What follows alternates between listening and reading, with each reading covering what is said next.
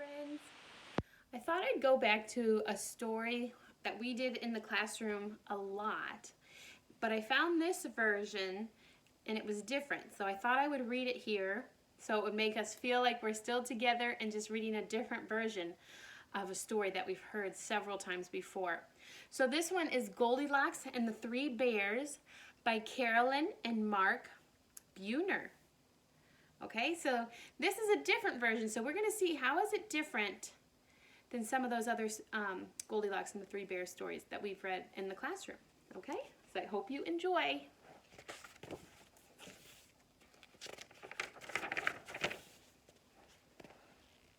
Once upon a time, in a little house in the woods, there lived a family of bears. There were Papa Bear, Mama Bear, and Little Wee Bear. Every morning, the bear family sat down to eat breakfast, and every morning their breakfast was the same, a bowl of porridge. But one morning, no one was able to eat any porridge at all. "This porridge is too hot," Papa Bear exclaimed, after tasting a bite from his great big bowl. Mama Bear took a small nibble from the small pot of porridge from her medium-sized bowl. "Oh dear," she said, "this is too hot." Little Wee Bear, who loved porridge more than anything, took the biggest bite he could from his little wee bowl. When Mama and Papa looked at him, he tried to say, "My porridge is just right," but because his mouth was so full, it sounded like, "My porch has a bus light." Said Papa Bear.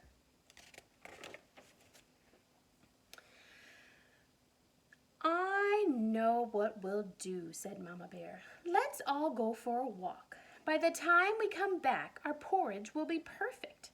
So Papa Bear grabbed his hat and Mama Bear grabbed Little Wee Bear's hand. Little Wee Bear tried to grab his bowl of porridge, but Mama Bear was already out the door. Off they lumbered down the path. The bear family was hardly out of sight when a little girl with yellow curls came skipping rope down the path. She skipped right up to the little house, pounded on the door, and sang, "Tra-la-la and tee-hee-hee, won't you come and jump with me?" Of course, no one was home, so no one answered. She goes. The little girl, whose name was Goldilocks, tried again. "Hey!" She banged on the door, and this time it flew open. Goldilocks skipped into the living room without missing a step when she saw the three bears' chairs. She chanted, "Big chair, middle chair, little chair too. Somebody's here to bounce on you." Goldilocks pulled herself up on Papa's big chair and jumped. "Oh, this chair has no bounce at all." Next, she climbed on Mama Bear's medium-sized chair, but as soon as she tried to stand up, boom, she sank right down inside. "This chair makes me feel so small." Then Goldilocks looked over at the Little Wee chair for Little Wee Bear and grinned. "But that chair looks like it's just right. I'll jump me up an appetite." Look, she's still got her jump rope, and she's going to jump on the chair. Oh, dear. She climbed up on the Little Wee chair. She jumped, and the chair bounced. Goldilocks jumped and bounced until she jumped right through the seat of the Little Wee chair. "Oopsie daisy, what a mess," she giggled. "Bounced a bit too much, I guess." But she hopped right up when she saw the three bowls of porridge on the table and started skipping rope once again. "Porridge, porridge, sitting in a bowl. I'm gonna eat until I'm full." Goldilocks tasted a spoonful of porridge from the great big bowl. "Ouch!" she cried. She spit out a huge mouthful of porridge. "This porridge is too hot." Next, Goldilocks helped herself to a spoonful of porridge from the medium-sized bowl. She shivered. That means you shake. Oh, this one is certainly not. Then Goldilocks tasted a spoonful of the porridge in the little wee bowl. Yum, yum, she mumbled. Finally, this porridge tastes just right to me.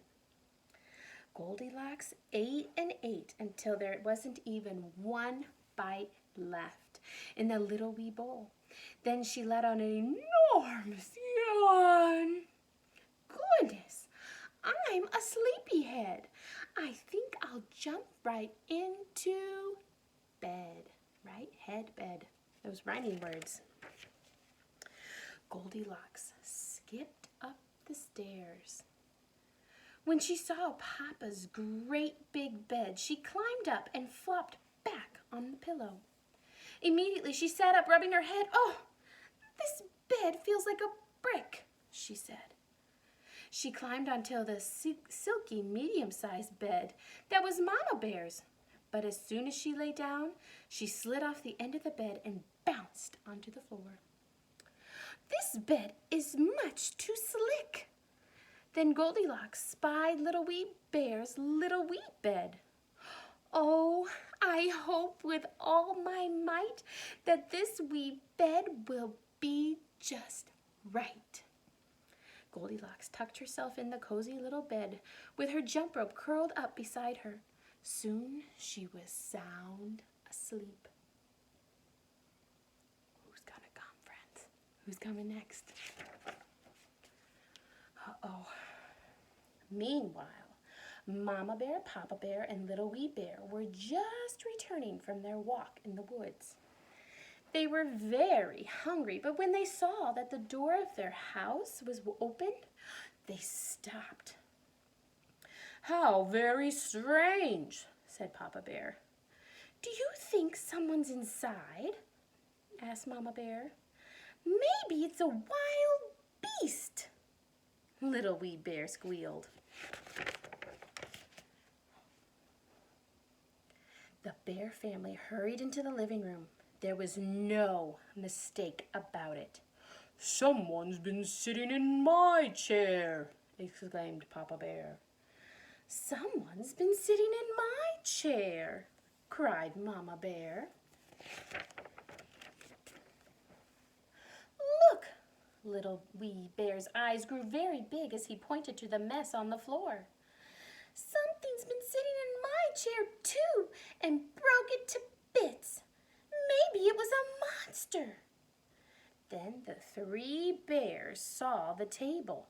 Someone's been eating my porridge, roared Papa Bear. Someone's been eating my porridge, wailed Mama Bear. Little Wee Bear looked sadly at his bowl. Something has eaten my porridge. I think it was an alien. The three bears were disturbed. Together they had tiptoed up to the bedroom. My bed, Papa Bear sputtered. Someone's been lying in my bed. Look, Mama Bear whispered. Someone's been lying in my bed too. Something's been lying on my bed. Little Wee Bear pointed to his little wee bed. And I think it's still there. Uh-oh. The three bears crept over to the little wee bed. When they saw Goldilocks, they were very frightened. It's a wild beast, Papa Bear growled. It's a monster, moaned Mama Bear.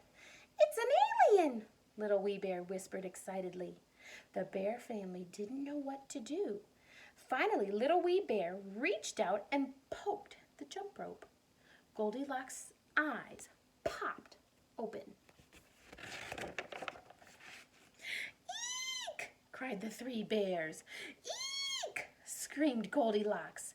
Then she threw off the covers and sprang out of bed. Pardon me if I don't feel like jumping anyway. Goldilocks leaped out of the window and ran away before the three bears had even stopped yelling. The bears watched until Goldilocks was out of sight.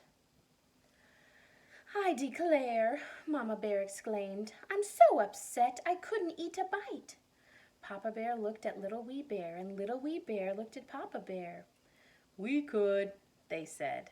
"Humph," said Mama Bear as she rolled her eyes. But she mixed up another huge pot of porridge anyway.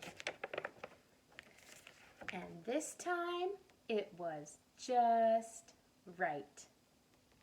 And that's the end, friends. So I hope you liked our Goldilocks story. I know that's one of our favorites.